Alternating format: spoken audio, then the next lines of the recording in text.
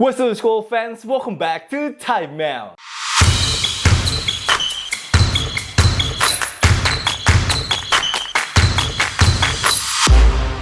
Yo, what up Time Out gang? Akhirnya gue ada kesempatan lagi untuk bisa catch up on some NBA news dan juga NBA games. Setelah weekend lalu, gila sih, hectic banget sih untuk opening weekend IBL season 2025. So make sure guys to support, check out all the vlogs, udah naik semua di channel gue. Dan jangan lupa juga untuk klik join guys di bawah untuk jadi member, untuk support channel ini agar gue bisa ngeliput IBL selama season 2025 secara full. But today I'm very happy sih to be back on Time Out untuk bahas NBA lagi dengan kalian semua tentang Time Out Gang. Gue gak akan melupakan kalian semua. Dari kalau ada waktu gue pastinya akan bikin Time Out dan juga bahas NBA dengan kalian semua. Tapi gue jujur sedih banget sih hari ini Los Angeles Lakers gagal untuk menghibur warga Los Angeles yang sedang terkena musibah wildfire kemarin ini. Wah, gak nyangka sih, bener-bener Los Angeles setengahnya lumpuh kali ya, dan juga hangus.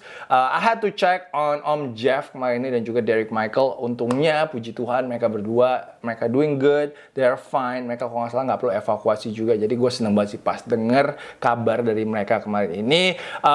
Tapi yang paling sedih sih untuk fans Lakers ya hari ini sih, karena mereka udah unggul 84-74 di sisa 4 menit kuarter ketiga. Tapi di kuarter keempat dibalik sama San Antonio Spurs. Dan akhirnya ujung-ujungnya Lakers kalah hari ini 126-102. Di kuarter keempat agak lawak Lakers mainnya karena mereka di outscore 37-13 sama San Antonio Spurs. Ini katanya Jersey Lake Show. Ini katanya kurang bawa hoki guys. Katanya rekornya 1 kali menang dan 6 kali kalah saat lagi pakai jersey ini. Padahal jersey ini cakep banget loh. Probably one of the best, ini City Edition jersey, right? Gue aja pengen banget punya yang mungkin Opa LeBron punya kali. Boleh deh nanti tuh beli ya. Tapi 3 straight losses from the Lakers sekarang ini. Dan malu-maluin menurut gue sih di malam dimana Michael Cooper jersey-nya di-retired. Malah efforts-nya Lakers kurang banget sih. So disrespectful man for Michael Cooper menurut gue di game kali ini. Di kuarter keempat, tadi lu bisa melihat Chris Paul yang umur 39 tahun itu took over the game. Dia yang ngatur temponya dan juga offense San Antonio Spurs. Lalu giliran Harrison Barnes yang bantai-bantai tadi ini. Lu bayangin guys, Harrison Barnes sama CP3. Ini tahun berapa weh? Tapi benar-benar tadi tuh main game CP3 sama Harrison Barnes itu kayak susah banget di stop sama Lakers. Harrison Barnes pun juga tadi cook Austin Reeves dan juga dia cook Dorian Finney-Smith guys. Jadi lu harus kasih banyak credit sih kepada Harrison Barnes di kuarter keempat. Dan juga Stephen Casal gue juga suka sih. Tadi dia agresif banget untuk attack the basket. Victor Wembanyama nggak perlu try hard guys. Dia nggak perlu try hard di game kali ini because he had a lot of helps in this game. Tapi tadi sekali throws down a windmill slam on a breakout. Keren juga lah untuk Wemby. Wemby, Devin Vassell, and si Stephon Castle hari ini semuanya masing-masing mencetak 23 poin, sedangkan Harrison Barnes mencetak 17 poin.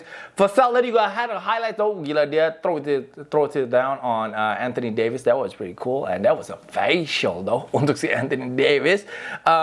Kayaknya gue udah mulai lama-lama agak no hope ya, ataupun juga desperate kali ya untuk defense-nya si Los Angeles ini. JJ Redick, he needs to come up with a new defensive scheme sih, because it ain't working right now. Dan juga rotasinya JJ Redick harus lebih bagus sih. Tadi di end of the third quarter dia mainin LeBron, Dalton Knecht, Cam Reddish, Austin Reeves, dan juga Jackson Hayes. That lineup was horrendous sih menurut gue sih. Apalagi lo tau lah, Austin Reeves itu kayak cone kalau lagi defense. Dan lawan-lawan tuh suka banget sih hunting si Austin Reeves untuk mereka attack terus sih. Even tadi ada Dorian Finney-Smith aja cuma mainin 20 menit sama si JJ Redick. So, I don't know man. JJ di last 1,5 bulan ini menurut gue lagi struggle sih. Walaupun I feel bad, JJ is going through it right now. Apalagi kita tahu juga dia baru aja kehilangan rumahnya juga kan di Palisades. Tapi he needs to coach the Lakers better sih menurut gue. Karena menurut gue masa abis ditinggal sama D'Lo malah kelihatannya timnya makin jelek sekarang ini. Jadi tanggal 6 Februari gue nggak tahu nih apakah Rob Pelinka and JJ and mungkin Clutch Sports akan membuat move untuk bisa improve Lakers. Karena menurut gue mendingan lu trade lah itu si Cam Reddish, Jackson Hayes, mungkin juga Rui Hachimura, and Gabe Vincent for someone yang bisa ngebantu defense tim ini sih. Karena kabarnya sih emang si Vando bentar lagi akan balik, si Jared Vanderbilt. Tapi nggak minggu ini, kok katanya JJ Redick, maybe next week. Tapi gue nggak tahu, even Vando balik, apakah akan membantu untuk defense Lakers? I don't know, man. Tapi, yeah, it was a disaster sih. Tadi di akhir quarter 3 dan juga quarter 4 untuk Lakers. AD hari ini soalnya with 30 points, 13 rebounds dan juga 2 block shots, tapi masih belum bisa membantu Lakers menang. LeBron quarter 4-nya agak gimana gitu tadi. Tapi dia 18 poin, 8 assist, tapi sayangnya dia 7 turnovers. Sekarang ini Lakers balik lagi di posisi play-in, dia ada di posisi 7-nya Western Conference. Tapi tadi after the game, it was really nice though. Nice gesture, a very wholesome moment dimana CP3 katanya memang main telepon JJ Redick bilang pengen ngasih jersey untuk anaknya. Spurs menang atau Spurs kalah, pokoknya tetap CP3 and Wemby ingin kasih jersey game worn dan juga tanda tangan, lalu juga tadi selfie sama anaknya JJ Redick di courtside. It was a very nice moment. Apalagi kita tahu tadi JJ cerita bahwa koleksi anak-anaknya semua terbakar sih kemarin. Jadi semoga itu akan bisa menghibur anak-anak JJ Redick, and just a very class act sih menurut gue dari San Antonio Spurs dan juga CP3 tadi ini dan Wemby. Hopefully juga things will get better sih. Hopefully things will get better for Los Angeles and of course for the Lakers as well. And next kita akan bahas Detroit Basketball. Oh my God, are they for real guys? Mereka hari ini ngalahin one of the top teams in the Eastern Conference, yaitu New York Knicks, 124-119 di Madison Square Garden. The Pistons is definitely the best story this season in the NBA menurut gue. Lagi menang 10 dari 12 game terakhirnya mereka. All-Star Kate Cunningham with another big game, 36 points dan juga 4 assists. Wajib sih. Kalau Kate nggak jadi All-Star, kita harus boycott NBA sih menurut gue. Statsnya Kate itu in the last 6 game gacor banget sih. Shooting splitsnya 52, 44, 81. Selama dia ada di lapangan plusnya plus 74. Man, plus 74 tuh susah banget guys. Susah banget. That's a crazy stats. Dan of course, the average-nya juga 29,1 point per game. That is a superstar numbers menurut gue dari Kate Cunningham. Tapi emang hari ini yang bikin menang adalah Malik Beasley yang back-to-back 3-point at the end untuk kasih Detroit Pistons their 21st win of the season. Ini kalau nggak salah udah menyamai dengan jumlah kemenangannya Detroit Pistons di 2 season terakhir ini. Tadi play terakhirnya menurut gue ya si Knicks buat kesalahan sendiri menurut gue sih. Tips did not even adjust karena menurut gue itu 2 play yang mirip banget tadi. Boleh dibilang even the same play yang di run sama Detroit Pistons at the end, di mana mereka put Jalen Brunson in a pick and roll situation with Tim Hardaway Jr. And Tim Hardaway Jr. made an excellent read on both plays to kick out to Malik Beasley yang akhirnya bisa menyudahi dan juga membungkus kemenangan hari ini melawan New York Knicks. Malik tadi 22 points juga termasuk 6 kali 3-point in Madison Square Garden. Emang beda ya kalau Kate Cunningham punya a legit shooters. Oh my God, timnya langsung jadi jago banget sih menurut gue. Dan itu mungkin juga fansnya Dallas Mavericks tadi kaget sih. Wah, Timmy malah ngoper. Timmy nggak sikat sendiri, padahal kalau di Dallas biasanya sama dia disikat sendiri sih. Tapi mungkin sekarang Timmy Hardaway dan juga Tobias Harris menjadi veteran yang baik mungkin untuk Detroit Pistons. Tapi ya menurut gue Knicks harus lebih aware sih. First of all, mereka harus aware siapa yang punya hot hands. Yang punya hot hands adalah Malik Beasley. Tapi 2 kali didiamin kosong harus si Cat yang rotate jauh banget ya. Cat juga udah capek lah, orang Cat mainnya berapa menit dihajar terus sama si Tips. Kalau nggak tadi dia mainnya 43 menit hari ini ya. Rotate ya agak capek juga lah ya si Cat ya. Tapi harusnya kalau gue sih tadi biarin si timnya aja nembak. Orang timnya belum nembak. Tadi juga terakhir menurut gue sih biarkan ya gambling aja gitu. Padahal lu ke Malik Beasley katanya abis di trash talk juga sama fansnya Knicks. Dibilang katanya, wah lu abis 3-point di babak pertama, babak kedua gak ada yang masuk. Wah akhirnya 2 kali kan. Kena tuh fansnya si Knicks sama si Malik Beasley. Tapi New York, I don't know man, gue kesel banget sih nonton mereka sih. First of all, si Tips harusnya coach better. Tadi down the stretch, gue tahu sih dia mau coba double team si Kate. Biasanya kan Kate suka turnover, tapi sekarang Kate udah berbeda. Kate sudah lebih pintar baca gamenya dan juga ada baca defense lebih pintar, sehingga itu kenapa dia nggak turn the ball over at the end. Gue juga nggak suka nonton Knicks tuh. pemain-pemainnya suka foul baiting ya, suka kayak ngeflop gitu sih. So gue nggak bisa enjoy nontonnya. Cat kasihan sih menurut gue, 43 menit, 26 poin dan 12 rebounds. Kayaknya sebelum playoff udah kurus nih kayak si Cat nanti ini. And Jalen Brunson tadi top scorer 31 poin and 11 assist. Michael Bridges juga solid with 27 points. Tapi gue nggak tahu sih, apakah kalian ngerasain hal yang sama dengan gue? Bilang kalau lumayan kesel nonton Knicks. Defensively, rotationnya juga kurang oke. Dan of course, satu lagi itu suka foul baiting. Let me know guys in the comment section below. But the number 2 Houston Rockets came up with a big win today at home. Jalen Green had a career night untuk bisa membantu Rockets mengalahkan Memphis Grizzlies 120-118 at home. Ini merupakan kemenangan keempatnya Rockets secara beruntun dan ini ketiga kalinya season ini Rockets bisa mengalahkan Memphis. Sekarang ini 3-0 guys season matchup-nya. Jadi mereka punya apa tuh sebutannya, punya advantage nanti ini kalau di playoff mereka rekornya sama dan ya mereka akan ketemu satu kali lagi sih di season ini. Apa sebutannya, punya mereka menang, aduh kok gue lupa ya, tadi gue baru baca ke artikelnya padahal. Crazy stats though untuk Rockets hari ini committed 23 turnovers and they still won. Jadi Rockets itu rekornya 4-0 guys saat mereka melakukan 20 plus turnovers. That's just crazy. So turnovers ain't that bad, I guess. And another crazy one, tadi saat Ja Morant and JJJ duduk di bench bersamaan selama 2 menit 55 detik. 2 menit 55 detik itu, Rockets berhasil outscored Memphis 16-3. So, tadi di kuarter keempat juga sekali sih si coachnya, aduh kok gue lupa nama coachnya, anjir kok gue sekarang udah banyak lupa ya, bahaya nih kayaknya. Coachnya Grizzlies tadi sempat dudukin 2 orang ini sih, and then that's when the Rockets made their one as well di kuarter keempat. Damn, gue nggak bisa lupa sih, bentar. Coach Memphis Grizzlies, gue sampai ini sekarang gue nggak even edit ini di timeout. Head coach is Coach Taylor Jenkins. Oh my god, Rocky Padilla, yes, Taylor Jenkins. Easily one of the best games today in the NBA menurut gue. And tadi si Jalen Green career high 42 poin, 13 dari 18 shootingnya, 11 dari 11 free throw-nya. Gue seneng nih, dia bikin masuk semua free throw-nya. Itu penting banget menurut gue untuk Houston tadi ini.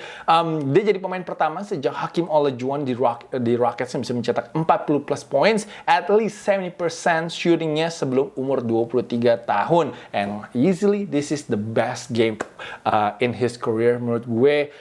Tadi juga terakhir ada clutch basket di mana dia juga hang time-nya sakit banget sih untuk nge-score with contact over Brandon Clark. That was just crazy. And Amin Thompson juga statsnya nggak kalah sama Jalen Green di mana dia 19 poin, 13 rebound, 5 blocks, 4 assist dan juga 2 steals. Ini adalah first sophomore with those numbers sejak Josh Smith di 2006. 5 block as a guard guys. That is hard, man. That is not easy at all.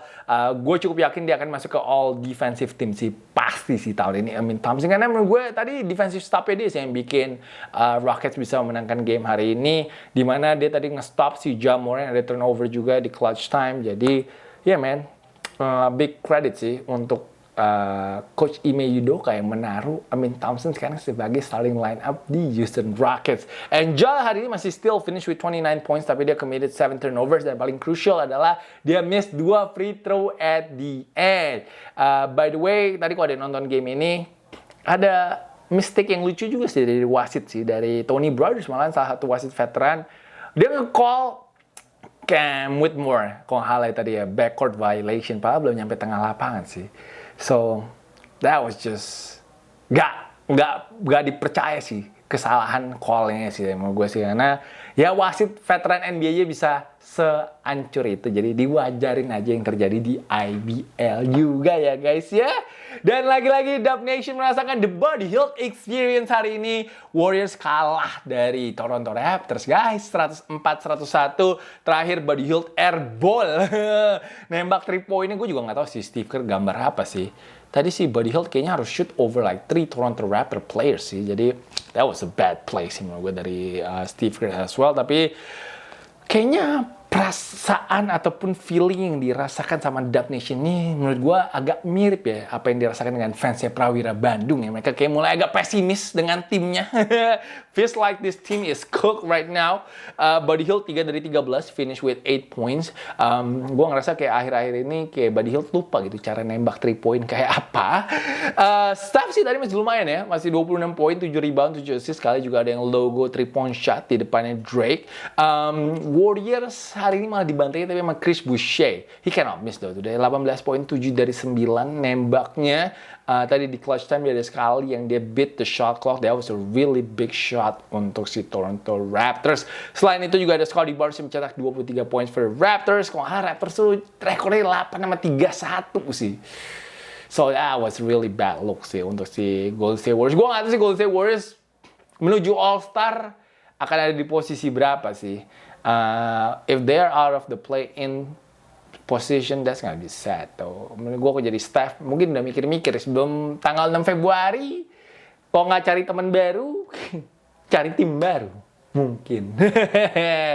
Tapi gue tadi juga pengen bahas Sacramento Kings sih yang lagi hot sejak ganti pelatih. Ya gue takut jinx mereka, jadi kita tunggu aja lah ya. Mungkin nanti pas gue ada kesempatan bikin timeout lagi, kita baru bahas si Sacramento Kings. Tapi Doc Christie hebat sih. Dia sejak mengambil posisinya si Mike Brown itu rekornya 7-1 and they are winning 7 games straight right now. Terakhir itu mereka mengalahkan Chicago Bulls 124-119. Canggih sih, dia tuh kayak challenge semua pemainnya tuh just to play hard. Kalau lu nggak mau main defense, lu duduk di bench. Kayak gitu aja sih kayaknya formulanya sih dari si Doc Christie ini. Kayaknya Kings harusnya sih udah layak banget sih kasih dia, permanen lah jadi pelatihnya Kings sekarang ini sih. Kayaknya udah layak banget. Dan Domas pun juga langsung menang Player of the Week kemarin ini untuk Western Conference. Gila sih statsnya sih nggak masuk akal sih Domas. 22,3 poin per game, 20,7 rebound per game dan juga 7,3 assist per game All-Star. Gue kalau Domas nggak All-Star juga gue nggak ngerti sih. And while shooting 63%, that is just insane from Domas. Jadi nantilah ya kita kapan-kapan bahas Sacramento Kings. Gue masih mencari sih jadwal gue kapan kira-kira. Selasa sih kayak udah lumayan kosong ya. Tinggal cari 1 hari lagi lah. At least seminggu 2 kali lah timeout itu kayak udah lumayan oke menurut gue. Dan terakhir ada berita dari LiAngelo Ball yang baru aja dapat record deal dari Def Jam sebesar $13 juta. Gak jadi pemain NBA, it's okay. Masih dapat record deal ini $8 juta guaranteed loh katanya. Dan juga semua musiknya, rights-nya itu belongs kepada LiAngelo Ball. Mungkin sebenarnya ini adalah part of the plan from LeVar Ball. Anaknya 3 udah sukses semua, sekarang udah jadi millionaire semua. Tadi malam nuyap sih di live stream di LC Monday, dia yang put me on ke first banger from J.Lo yaitu Tweaker. Judulnya katanya main di PJ juga sempat dimainin. I might swerve bend that corner. Wow. Okay, that's so stuck in my head though today. Gue dengerin itu berkali-kali sih karena gue penasaran aja lagunya seperti apa. And I think he will probably have the song of the new year. First quarter kayaknya akan didominate sih sama lagunya J.Lo, Tweaker menurut gue. Ya, bener sih kata orang sih itu kayak kasih vibes dari Cash Money early 2000 sih. I can see why people saying that. Kayak zaman-zamannya Big Timers selalu kayak Lil Wayne, mungkin BG. Oh shit. Ini ada yang tahu gak nih lagu-lagu tahun 2000 awal nih, lalu Juvenile. Ya, I can see ada vibes itu sih. Jadi itu kenapa mungkin that song blew out juga sih sekarang ini. Probably the hottest rap song right now di locker roomnya tim NBA kayak juga dipasang semua sih. Jadi mungkin weekend ini kalau gue bisa, semoga pemain importnya IBL pada dengerin juga. Mungkin kita bikin kayak konten tim-tim NBA, finish the lyric gitu kan. I might swerve, brand the corner. Wow. Kayak gitu kali ya, tapi kita lihat lah nanti ya. Gimana kontennya. So, semoga yeah, that's crazy though. J.Lo, gue gak pernah kebayang sih J.Lo jadi rapper sih. So, I was a little bit surprised about that. That's a really good song loh, really good song. You guys should hear it. But terakhir prediksi Cleveland besok kayaknya nih buat ngalahin Indiana Pacers sih. Kalau nggak mainnya di Indiana besok ini. So yeah, that's it for timeout hari ini. Hopefully you guys enjoy the content. Hopefully gue tunggu juga komentar-komentar kalian semua. Once again jangan lupa guys untuk like. Jangan lupa juga untuk support channel ini dengan jadi member. Klik join di bawah. 20.000 atau 30.000 boleh banget lah, sangat membantu untuk channel ini. Anggap aja itu kayak beli kopi sekali lah ya, atau 2 hari lah beli kopi lah. Seharga segitu. Tapi kalian bisa dapetin eksklusif Discord, masuk ke Discord kita. Kita juga bulan depan akan ada pick up game juga. So, yeah, it's gonna be fun. IBL lagi rame di 30.000 ya. Kalau IBL 30.000 guys ya. 30.000 kalau kalian ingin bahas IBL, itu tiap game pastinya akan ada analisis, ada komentar-komentar juga dari members lainnya. So, ya, itu aja sih dari gua, Rocky Padilla. Thank you so much guys for watching. Jangan lupa untuk like, jangan lupa untuk comment, and I will see you guys again very soon. Peace out, everybody.